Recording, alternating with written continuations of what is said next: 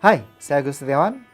Nah, kalau saya lihat buku-buku yang ada di sini, salah satu buku yang paling mempengaruhi kehidupan saya, buku yang paling berpengaruh pada kehidupan saya dalam menjalani kehidupan saya, dalam mencapai kesuksesan yang saya inginkan adalah buku berjudul Goal Free Living. Nah, Goal Free Living menjawab pertanyaan kenapa sih kita selalu membuat resolusi tahun baru dan tidak pernah mencapainya. Nah, banyak orang berpikir bahwa resolusi itu harus dibuat di awal tahun atau di akhir tahun, ya. Tapi ujung-ujungnya baru jalan 2 bulan dia sudah lupa. Resolusi bisa dibuat kapan saja. Setiap hari adalah hari yang baru. Buat resolusi Anda jika Anda membutuhkan resolusi itu. Nah, anyway, apakah Anda menggunakan resolusi atau menggunakan hal lain yang disarankan oleh buku ini, tetap fokus pada hal yang Anda inginkan. Dan semoga video ini akan bisa menjawab dan membantu Anda untuk menjalani kehidupan yang lebih baik lewat proses yang tepat. Oke? Banyak orang yang bikin resolusi setiap tahun, resolusinya sama, terus tahun depan dia melakukan resolusi yang dia tulis hari ini. Kenapa? Karena resolusi itu tidak tercapai. Nah, bagaimana? Apakah Anda sudah mencapai resolusi Anda? Sebuah buku Micro Resolution menunjukkan bahwa resolusi yang tercapai itu hanya kurang dari 5% menurut statistik. So, time to change it. Di pelatihan Resolution 2.0 saya menjelaskan bagaimana membuat resolusi yang selalu Anda capai. Ini adalah penggabungan dari berbagai metode termasuk Kaizen dan metode dari Goal Free Living. Mari kita mulai dengan membuat sebuah goal. Ada 7 kriteria dalam membuat sebuah goal yang bagus, yang kuat, yang relevan buat Anda. Oke, 7 ini akronimnya adalah SMARTER. Mungkin selama ini kita mendengar membuat goal itu adalah SMART. Oke, itu yang paling umum terjadi. Kali ini kita akan membahas tentang SMARTER. Nah, bagaimana membuat goal SMARTER yang baik? Saya akan jelaskan singkat saja karena sudah ada satu video sekitar 1 jam 22 menit. Anda bisa cari di channel YouTube saya, webinar kurikulum Mandiri. Saya sudah menyusun bagaimana membuat kurikulum Mandiri, membuat goal, membuat highest first di video tersebut. Jadi Anda bisa cari video itu. Saya pastikan linknya ada di dalam deskripsi di video ini. Jadi Anda bisa menemukan dengan mudah. Oke? Nah, SMARTER ini yang pertama adalah S, spesifik. Goal Anda harus spesifik. Kalau Anda mau nulis buku, tulis buku apa? Berapa lama? Berapa halaman sehari? Oke? Jadi buat hal yang spesifik. Measurable mirip dengan spesifik. Kalau Anda tidak spesifik, pasti tidak bisa measurable. Kalau Anda sudah bisa measurable, pasti spesifik. Measurable itu berarti Anda melakukannya berapa lama. Anda melakukan berapa menit sehari. Oke? Anda ingin, daripada ngomong saya ingin mempelajari bagaimana iklan Facebook, Anda pelajari saya ingin menguasai nama pelatihan iklan Facebook selama 1 minggu. Nah, itu measurable. Jadi Anda punya sesuatu yang ada takarannya, ada batasannya, ada sesuatu yang bisa diukur. Jadi otak kita tidak akan merasa overwhelmed. Oke. Kemudian A, bukan actionable. Bukan achievable, bukan attainable, tapi actionable. Banyak orang yang bikin goal, saya mau jadi lebih baik. Saya mau jadi lebih langsing. Nah, being goal itu tidak jelas. Being goal tidak membuat Anda melakukan sesuatu hal dengan baik. Yang lebih tepatnya adalah actionable. Jadi pada saat Anda membuat goal Anda, masukkan kata kerja di dalam goal Anda. Jadi bukan saya ingin menjadi seorang penulis bestseller, tapi saya menulis 1 buku setahun. Dan saya menjual 10.000 buku setahun. Nah, seperti itu. Jadi kita masukkan kata kerja di dalam proses pembuatan goal kita. Oke. Kemudian R adalah risky. Risky berarti Anda perlu membuat sebuah goal yang men-stretch diri Anda. Membuat sebuah goal, kalau goal itu tidak tercapai, Anda punya masalah. Oke. Anda bisa kehilangan sesuatu. Anda bisa rugi sesuatu.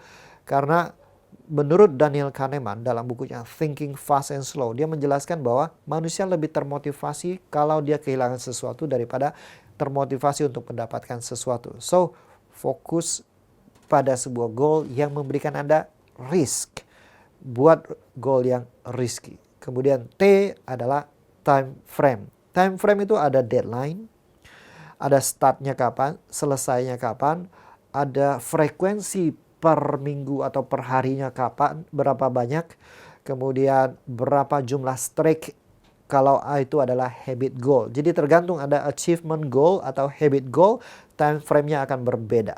Oke, kemudian E, smarter, E-nya itu adalah excited buat Anda. Goal nggak mesti harus besar, tapi harus excited dan harus men-stretch diri Anda.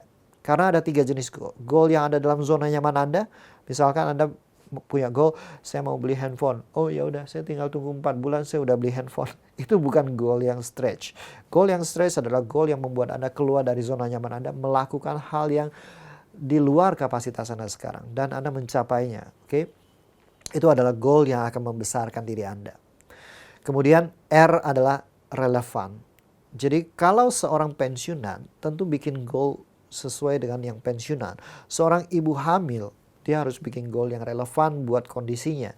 Seorang ibu yang baru melahirkan, dia harus bikin goal yang relevan dengan kondisinya. Seorang ibu dengan anak balita tentu harus bikin goal yang berbeda dengan seorang bapak-bapak yang tidak punya anak, yang belum menikah, situasinya berbeda. Jadi buat goal yang relevan dengan situasi Anda. Kalau Anda punya waktu yang lebih besar, Anda bisa bikin goal yang lebih stretch sehingga Anda bisa mencapainya lebih baik. Oke, so itu smarter goal. Untuk lebih jelasnya, Anda nonton video webinar kurikulum mandiri di channel saya. Anda bisa cek linknya di deskripsi di bawah ini. Nah, menurut Stephen Shapiro, penulis dari buku Goal Free Living, alasan orang kenapa nggak mencapai goalnya atau mencapai resolusinya adalah mereka melekat pada masa depan. Mereka melekat pada goalnya, sehingga fokus mereka ada di masa depan, menciptakan kecemasan, ketakutan, takut gagal, takut salah, takut tidak bisa. Nah, itulah yang membuat seseorang tidak mencapai goalnya. So, goal free living berarti fokus pada bukan pencapaian, bukan mengejar goal, tapi mengalami prosesnya, mengalami proses pertumbuhan. Nah, kita tahu bahwa setiap kali kita bikin goal, dalam proses perjalanan menuju goal itu akan ada messy middle. Messy middle adalah ketika Anda melakukan dengan benar, Anda excited banget, tapi ketika ternyata apa yang Anda lakukan itu tidak sesuai dengan ekspektasi, pasar meresponnya secara berbeda, Anda akan jatuh ke bawah dan Anda pikir, wah kayaknya saya salah jalan, ini saya salah pilih, dan lain-lain. Itu adalah messy middle. Nah, goal free living membuat Anda fokus pada messy middle ini.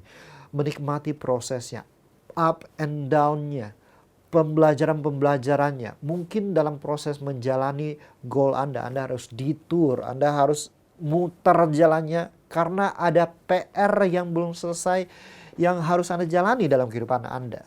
Oke? Nah, itu adalah messy middle. Dengan Anda menjalani kehidupan Anda dengan goal free living, messy middle ini Anda bisa lewati dengan lebih mudah.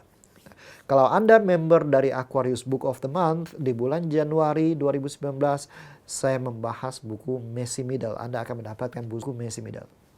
Oke, nah goal free living ini berarti Anda tidak melekat, tidak terikat pada goal Anda. Anda bebas dari goal Anda. Anda tahu tujuan Anda, goal Anda sebagai kompasnya Anda. Anda bisa messy middle di dalam proses menjalaninya. Anda bisa salah jalan, Anda bisa mutar, tapi Anda tahu kemana Anda pergi. Dan Anda tidak melekat pada goal Anda. Anda akan lebih bahagia. Anda akan lebih bisa menikmati saat ini, bukan fokus pada masa depan. Oke, Anda bisa menikmati prosesnya. Karena proses itulah yang akan menumbuhkan Anda. Proses itulah yang akan membuat Anda lebih baik. Proses itulah yang akan membuat Anda mengalami sebuah terobosan, sebuah breakthrough. Menciptakan sesuatu yang luar biasa dalam hidup Anda. Oke, kemudian apresiasikan apa yang Anda miliki. Dalam arti seperti ini. Dalam bukunya John Gray, dia mengatakan sukses itu adalah mendapatkan apa yang Anda inginkan dan menginginkan apa yang Anda dapatkan. Nah, banyak orang ketika dia sudah mendapatkan apa yang dia pikir dia inginkan, setelah dia dapat, dia nggak merasa happy, dia merasa hampa, dia merasa tidak bahagia. Oke, berarti dia tidak mengapresiasi apa yang dia miliki. Jadi instead fokus pada resolusi, Anda fokus pada tema. Apa tema Anda tahun ini? Contoh tema adalah Misalkan di bidang finansial, take off financially. Atau financial foundation for my better life. Misalkan seperti itu. Jadi temanya apa? Dengan Anda membuat tema, setelah tema Anda buat goal, Anda akan bisa lebih menikmati prosesnya. Oke, misalkan Anda belum ketemu passion Anda. Tema Anda tahun ini adalah finding and exploring my passion. Karena passion itu harus kita explore, harus kita coba satu persatu. Dan kalau Anda belum ketemu dengan passion Anda mulai dengan apa kebutuhan yang bisa saya jawab dengan expertise saya. Kalau bisa dibilang saya adalah orang yang tidak nyaman ngomong di kamera, saya tidak nyaman ngomong di depan umum, saya adalah orang yang di belakang layar. Tapi ketika saya ingin membuat orang lain bisa menguasai fondasi untuk membangun kehidupan terbaiknya, yaitu dengan menjadi seorang pembelajar mandiri lewat sistem baca kilat, maka mau nggak mau saya harus tampil di depan. Pada akhirnya ini menjadi passion saya.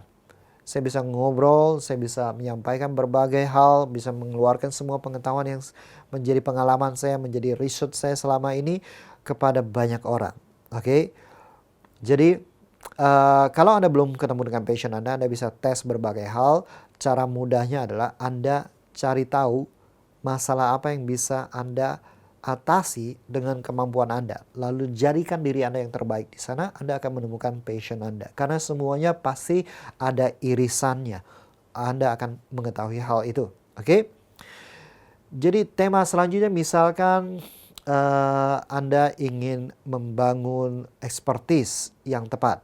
Oke, misalkan tema tahun ini adalah mendalami expertise X. Itu yang bisa Anda lakukan.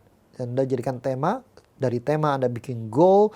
Untuk lebih jelas proses-prosesnya Anda bisa pelajari di pelatihan Resolution 2.0 yang Anda bisa dapatkan di onlinecourse.id. Oke, dan Anda juga bisa menonton kurikulum pengembangan diri lewat salah satu video yang ada di channel saya. Alright? So, dengan Anda fokus pada tema, Anda akan membuka diri Anda pada peluang. Anda akan membuka diri Anda pada berbagai kemungkinan. Anda akan tidak melekat pada goal Anda dan Anda bisa menikmati prosesnya. Karena yang paling penting adalah prosesnya. Dari Anda bikin goal Anda sampai Anda mencapainya, itu akan terjadi transformasi. Transformasi di messy middle, di tengah yang sangat kacau ini. Di tengah yang ketika Anda menjalaninya, banyak hal yang tidak sesuai ekspektasi Anda akan muncul. So, siapkan diri Anda menikmati prosesnya, miliki tema, miliki goal untuk menarik Anda ke sana, dan jalani messy middle. Fokus pada prosesnya, tidak melekat pada goal Anda. Itu yang disebut dengan goal free living. Nah, hal terbaik apa yang Anda pelajari dari video ini? Sampaikan di komentar. Jika Anda punya pertanyaan, sampaikan pertanyaan Anda. Mungkin saya bisa membuat video khusus untuk Anda. Sampai bertemu di video selanjutnya. Jika Anda belum subscribe, dan nyalakan notifikasi sehingga Anda selalu dapat pesan ketika video saya terbaru muncul. Alright? Sampai bertemu di video selanjutnya dan always living your best life.